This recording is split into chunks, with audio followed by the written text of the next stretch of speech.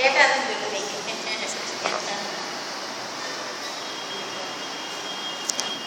கொஞ்சம் முன்னாடி வந்து கொஞ்சம் முன்னாடி அம்மா வணக்கம் அம்மா. வணக்கம் ஐயா. வணக்கம் அம்மா. இங்கே தேவனைய பாவாணர் அவர்களோட அரங்கத்தில் நீங்கள் மதுரையில் பணிபுரிகிறீங்களே, நீங்கள் வந்து எப்படிங்கம்மா இது தேவனைய பாவாணருக்கு நீங்கள் இன்னும் உறவா இல்லை அரசாங்க உத்தியோகத்தில் இருக்கிறீங்களா? ஏதாவது விவரம் சொல்லுங்கம்மா. பாவாணருடைய மூத்த மகனோட பொண்ணுங்க ஐயா நான். ஓ சரி. எங்கள் அப்பா பேர் அழகிய மணவாளதாசன். அழகிய மணவாளதாசன். ஆ. எங்கள் அம்மா பேர் மனோன்மணி. அம்மா ஓய்வு பெற்ற ஆசிரியை. அப்பா என்ன வருந்தாங்கம்மா? அப்பா காவல்துறையில் சப் இன்ஸ்பெக்டர் ஆஃப் போலீஸாக எஸ்ஐயா இருந்தவங்க. அவங்க பணிபுரிஞ்ச இடம் எங்கேம்மா? பணிபுரிஞ்சது தமிழ்நாட்டில் எல்லா ஊர்லேயுமே பணி செஞ்சுருக்கிறாங்க. இங்கே மதுரையில் கூட பாலம் ஸ்டேஷனில் பணி செஞ்சுருக்கிறாங்க. ஓ சரி. மதுரையில் கூட. அப்புறம் இங்கே நம்ம ராஜபாளையம், திருநெல்வேலி, ராம்நாடு, பல்வேறு இடங்களில் பணிபுரிஞ்சிருக்கிறாங்க. ஆமாம், நிறைய சிவகாசி, நிறைய ஊரில் பணி செய்திருக்கிறாங்க. இப்போ ஐயா தேவனைய பாவாணரோட பேத்திங்கிற முறையில் உங்களுக்கு தமிழ் ஆர்வம் ரொம்ப ஜாஸ்தி இருக்குமே? அல்ல, அந்த மாதிரியெல்லாம் இல்லைங்க ஐயா. பரவாயில்ல. அரசு நிர்ணயம் பண்ண தான். நீங்கள் இப்போ உங்களுக்கு சொந்த ஊராக இப்போ எந்த ஊர்? ஐயாவுக்கு சொந்த ஊர் எதுன்னு சொன்னீங்கம்மா? சொந்த ஊர் நெல்லை மாவட்டம் சங்கரன்கோயிலுங்க ஐயா. சங்கரன்கோயில்.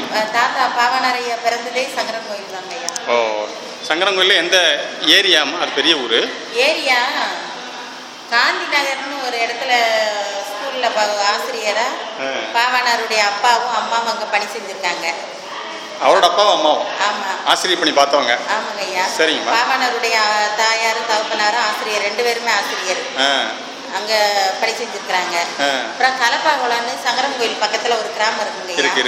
அது பக்கத்தில் தான் வீடு பிடிச்சி இருந்திருக்கிறாங்க. சரிங்கம்மா. ஒரு வீட்டில் இருந்திருக்காங்க. பணி செஞ்சது அந்த காந்தி நகரில் ஒரு பள்ளிக்கூடத்தில் ஆசிரியராக 2 பேரும் பணி செய்திருக்கிறாங்க. ஓ சரி.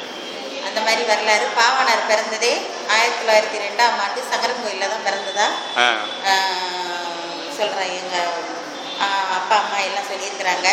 உண்மை வரலாறு அதுதான். ஓ சரி. இப்போ நீங்கள் வந்து இது உத்தியோகமாக பார்க்குறீங்களா இல்லை அரசாங்கத்தால் நியமிக்கப்பட்டீங்களா? அரசாங்கத்தால் நியமிக்கப்பட்டு தான் இங்கே பணி செய்கிறேன். இது எந்த ஆண்டு இது திறப்பு விழா கண்டதுமா? 2007ஆம் ஆண்டு 30/10/2007 இந்த மணிமண்டபம் அப்போ திறக்கப்பட்டது. இப்போ அதிலிருந்து நீங்கள் தான் தொடர்ந்து பணிபுரியுறீங்க? ஆமாம், நான் இங்கே பணி செய்கிறேன். அதுக்கப்புறம் தான் நூலகம் இங்கே வச்சாங்க. நூலகம் வந்து ஆமாம் புதுசாக இது அந்த மேடம் தான் நூலகரவங்க. சரிங்கம்மா. நூலகரவங்க. நான் இங்கே மணிமண்டப பொறுப்பாளராக இங்கே பணி செய்கிறேன். பார்வையாளராக கைடு பண்ணேன். ஓ சரி. இப்போது உங்களோட தாப்பனார் தாயாரலாமா? எங்கள் அப்பா இறந்துட்டாங்க ஐயா. அப்பா இறந்து 10-15 ஆண்டுகள் இருக்கும். எங்கள் அம்மா ஓய்வு பெற்ற ஆசிரியர். தூத்துக்குடியில் அண்ணன் எங்கே இருக்கிறாங்க, எனக்கு மூத்த அண்ணன். சரிங்கம்மா. அண்ணன் பேர் தேவநேசன் தான், தாத்தா பேர் தேவநேசன். அம்மா ஓய்வு பெற்ற ஆசிரியர். அண்ணன் கூட தான் இருக்கிறாங்க. ஓ சரி. வயதாயிட்டு அம்மாவுக்கு ஒரு 79 வயதாயிட்டு. சரி. அண்ணன் கூட தான் அங்கே தூத்துக்குடியில் இருக்கிறாங்க. ஓ, இது அரசாங்கம் கொடுக்கக்கூடிய உங்களுக்கு வந்து ஊதியம் வந்து ரொம்ப சொல்கிறதுக்கு இல்லை, கம்மியாக தானே இருக்கும். அதை எப்படி வச்சு நீங்கள் சமாளிக்கிறீங்க? இருந்தாலும் தாத்தாங்கிற மாதிரி எங்கள் வீட்டுக்காரங்க முன்னாடி ப்ரைவேட்டில் ஓட்டுநராக இருந்தாங்க ஐயா. இப்போ அவங்களுக்கு ஒரு ஆப்ரேஷன் கூட பண்ணியிருக்கோம். அதனால உடல்நல குறைவுனால சும்மா தான் இருக்கிறாங்க. சரிங்கம்மா. அதை வச்சு என் பையன் எனக்கு ஒரு பையன் ஒன்று ஒரு பொண்ணு ஒன்று, 2 குழந்தைங்க. பையன் MBA 1ஆம் ஆண்டு படிக்கிறான். எங்கே?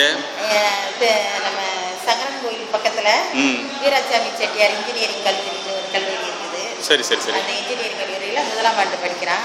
பொண்ணு இங்கே காமராஜ் பல்கலைக்கழகத்தில் காமராஜ் யூனிவர்சிட்டியில் பிகாம் CA இறுதி ஆண்டு படிக்கிறான். 2ஆம் ஆண்டு முடித்து 3ஆம் ஆண்டு சேர போகிறான். ஸோ நீங்கள் வந்து வீட்டு வேலைகளையும் பார்த்துட்டு இங்கேயும் வந்து லட்சியமே 2 பிள்ளைங்களையும். ஏன்னா எங்கள் குடும்ப சூழ்நிலையினால என் கூட பிறந்தது 7 பிள்ளைங்க ஐயா.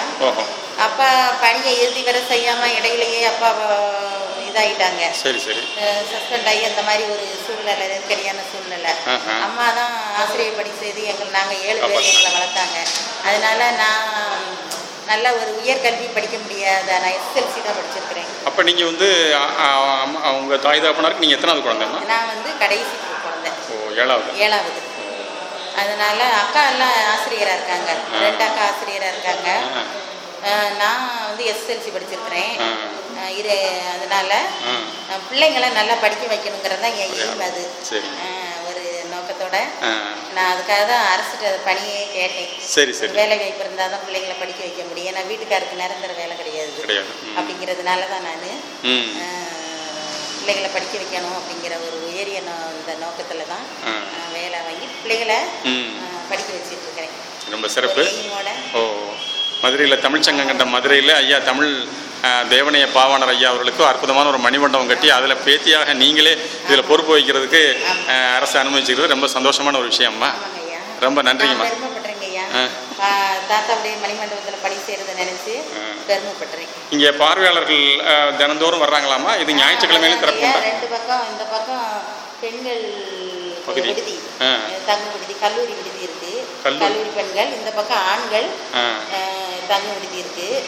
இந்த கல்லூரி அவங்க கல்லூரி முடிஞ்சிட்டு மத்தியானத்துக்கு அப்புறம் மாலையில் இந்த இதெல்லாம் கல்லூரி மாணவர் தான். இன்னும் மதியத்துக்கு அப்புறம் தான் வருவாங்க. அப்புறம் வெளியில இருந்தும் உங்களை மாதிரி தமிழ் நண்பர்கள் எல்லாரும் வராங்க, பார்க்க வராங்க. இப்படி ஒரு மணிமண்டபம் இருக்கிறதுங்கிறது இன்னும் நிறைய பேருக்கு தெரியாம இருக்குது. வெளியிலேயே தெரியாம இருக்குது ஐயாவுக்கு இருக்க மணிமண்டபம். சரிங்கம்மா. சரி சரி சரி. வர்றாங்க, இந்த கல்லூரி மாணவர்கள்லாம் வர்றாங்க. நிறைய பேருக்கு இவ்வளோ பெரிய மதுரை சிட்டியில் மாநகராட்சியில் கட்டி இருக்குது, நிறைய பேருக்கு தெரியாம இருக்குது, விளம்பரம் இல்லாமல் இருக்குது. நல்லது நல்லதும்மா, நல்லது. ரொம்ப நன்றிங்கம்மா உங்களோட பேட்டிக்கு. ரொம்ப எனக்கு மிக்க மகிழ்ச்சி. நன்றி நன்றி. அவங்களோட பணி தொடரட்டும்மா. வணக்கம்மா. வணக்கம். அருட்பெருஞ்சோதி.